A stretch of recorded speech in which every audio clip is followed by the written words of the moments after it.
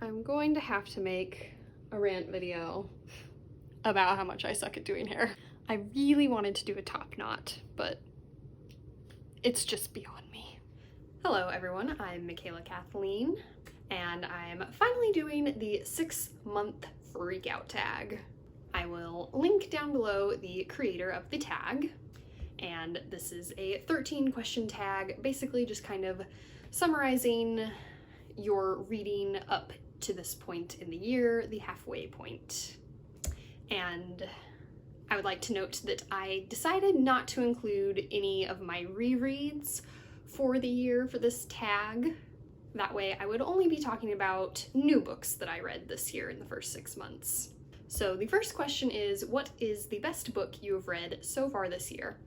And none of my new reads this year have been 5-star reads. All my 5-star reads this year have been rereads, except technically the Hamilton book that I read early in the year was a 5-star read for me, but that's kind of because it's Hamilton.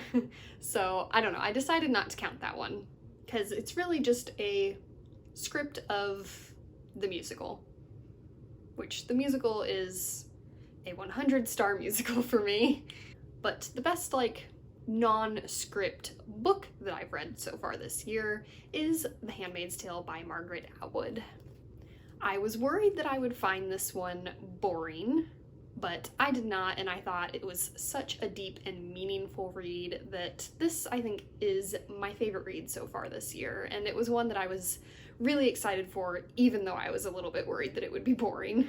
Next question, with a lot less caveats than the first question, is what was your favorite sequel that you've read this year? And that for sure was Crooked Kingdom by Leigh Bardugo. I think this was just such a solid continuation of the first book.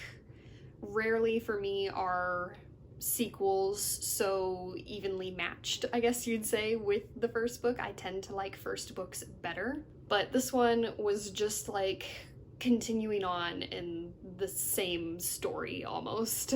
And both of these stories were just so well constructed, and the series as a whole was so well constructed that it was a really enjoyable sequel to read. Question number 3 is, what new releases from the first half of this year have you not read that you still want to get to? And this one I don't really have an answer for. I tend to, if I'm really excited for a book, I will just buy it right away, and if it's like really exciting enough, I'll read it right away or it'll be on my TBR. But all the books that I've been really excited for this year, I have read right away, like the Hunger Games prequel, and honestly that might be the only one so far this year. I don't anticipate releases a lot. I don't keep track of a lot of like what's coming out and get excited for it unless it's something that I have a history with, like the Hunger Games prequel. So yeah, that's my non-answer to this question. I'm sure there are plenty of books that came out in the first half of this year that I would like to read, but none that are like pressing, I guess. And a lot of books that I'm still really excited for that I haven't read yet are books that are even older than this year. I do keep quite the backlog. Question number 4 is, what is your most anticipated release for the second half of the year? And for this, I do have an answer, and that is the sequel to An Absolutely Remarkable Thing by Hank Green, which is called A Beautifully Foolish Endeavor, and it actually comes out next month. So don't have to wait too much longer for that one. And I do plan on immediately rereading this one and then getting right into that one whenever that one does arrive. And again, since I don't usually have a very big list of books that I'm super anticipating, I think that might be the only other book for the rest of this year that I'm really anticipating at all. Christopher Paolini does have a new book coming out, which I'm slightly anticipating, but also it's like a outer space, it's like a space opera situation, and I'm not super into space books and stories. So I think my boyfriend's going to buy that one. I don't have any intention to like immediately run out and get it. But since it's Christopher Paolini, I am somewhat interested in that one. Side note from ever so slightly in the future here, I forgot I am also really anticipating Jennifer Niven's new book, which comes out, I think, like in August or something. Anyways, I remembered that and I wanted to add it in. Question number 5 is, what is your biggest disappointment for the first half of the year? And for me, I would say that is Harley in the Sky by Akini Dawn Bowman. This is not one that I was necessarily anticipating. This came in my Once Upon a Book Club subscription box. And so it's more so that I was anticipating the box and the whole experience, and then the book was a little bit of a letdown, so that was kind of the disappointment factor there.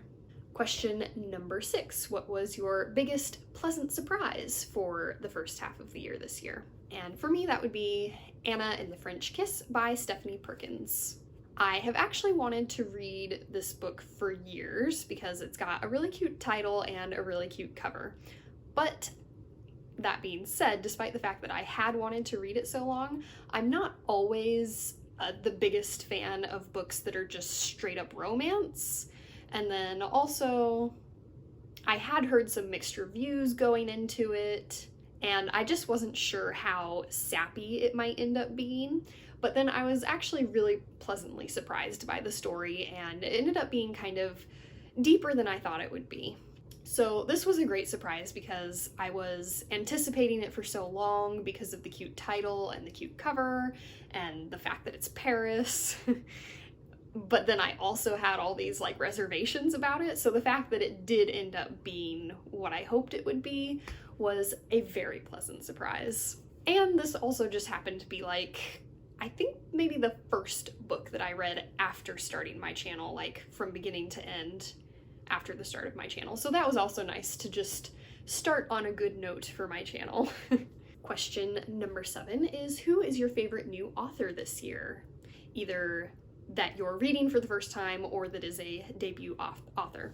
And for me, mine is not a debut author, it's just an author that I am reading for the first time, and that would be Leigh Bardugo. So far I have only read Six of Crows and Crooked Kingdom, but this was, again, such a well-constructed duology that I am definitely excited to read more by Leigh Bardugo, and definitely I enjoy her writing style a lot.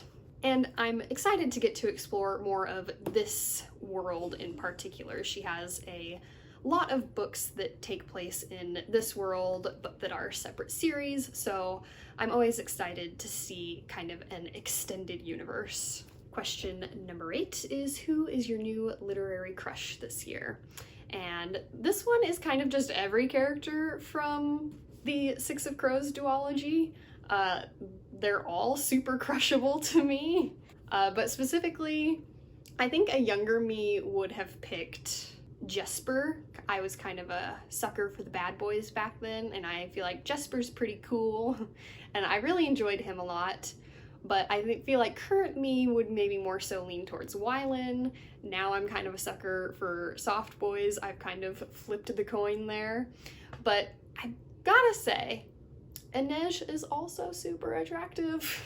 She's kind of the sneak of the group, the ninja type character, which I super like and am very impressed by and attracted to. So yeah, basically everyone from this series, but maybe Wylan if I was really having to pick right now in the moment. He's just so cute and kind of shy and adorable and innocent.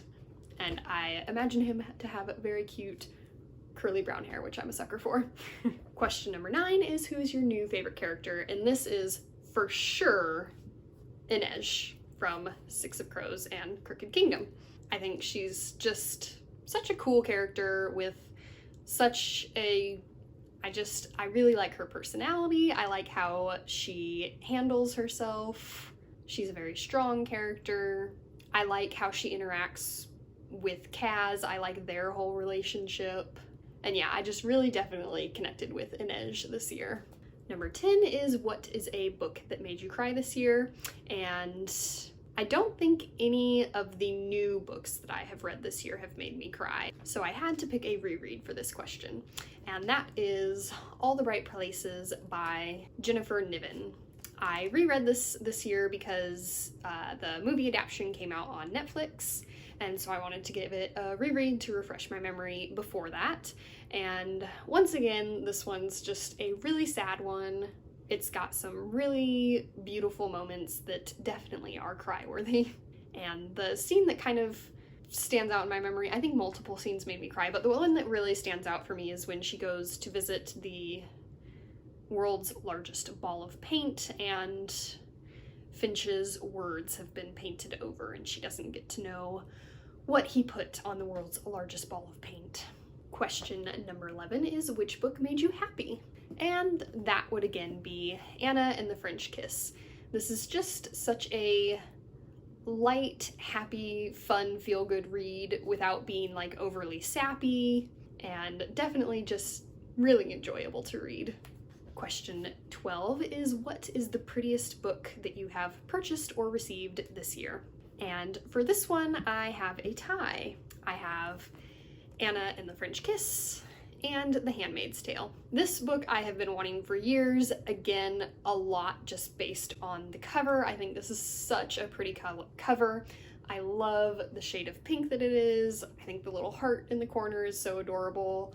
I like how you just have the subtle Eiffel Tower there in the background, and it's a really cute title, and I like how it's nice and big on the cover. So this is a cover that I have been coveting for years. And then this edition of The Handmaid's Tale, the moment I saw it in Barnes & Noble, I knew I had to have it.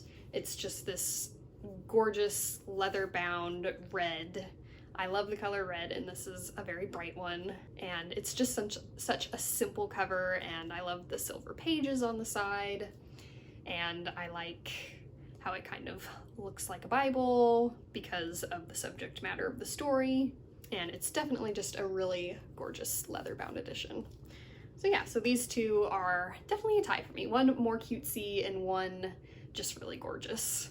And number 13, the final question is, what books do you need to read by the end of the year? This is kind of the freak out part of the mid-year freak out tag, which my main goal for like the remainder of the year is to finish the Inheritance cycle. That is a big series that I am in the middle of rereading, so that's kind of the main one that is kind of a bigger one that I have to still accomplish. And then other than that, just working my way through my TBR in general, which I am planning to do a TBR update in the next few weeks. I wasn't planning to do another TBR video this year. I figured one a year would be sufficient at the beginning of each year, just to kind of give an idea of what the year holds for me. But I ended up buying this really cute new book cart, and I moved the TBR books that were on my entertainment center in the living room onto my TBR cart. And so I thought, why not? I'll do another TBR video. So that'll be coming in the next few weeks. And then other than that, like my much longer term goals, like beyond this year, are to be more selective in the books that I acquire, which has definitely gotten harder recently because I've gotten very into like searching for sales and subscription boxes and stuff like that, which kind of limits your choices because people are picking books for you, or you're looking for ones just that are on sale, which makes your pool of options smaller. But I do want to be a little bit more intentioned with my selections, and I want to be getting and reading more feminist books. I've considered myself feminist, and I have gotten more and more into that as I've gotten older, and I don't know why it didn't occur to me until recently that part of that could be found in my books. So I want more of that, and then I also want to be getting more diverse books.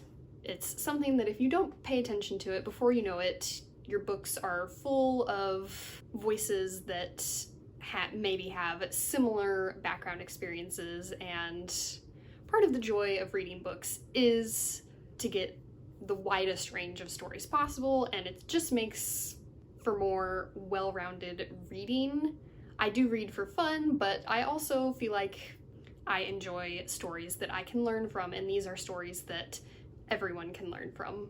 I used to be very much just a fiction reader, and I've tried to incorporate a little bit more nonfiction along kind of the same thought process of having my reading not just be for fun, but also as a way to educate myself and make myself a more well-rounded person, I guess.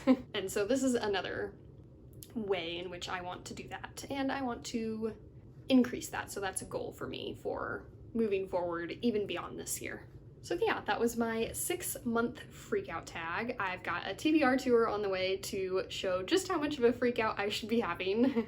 I've got quite a few books on my TBR, but I feel like I've been doing good this year. I am 2 books ahead of my Goodread goal, so that is exciting. But my real problem is that I just keep buying books, even though my TBR shelves are full up. But yeah, these books provide just a little highlight of what I've been reading this year. Let me know down below some of your favorite books that you've read this year, or maybe some disappointments you've had, and just generally how your reading year is going. Thanks for watching. Remember, words matter.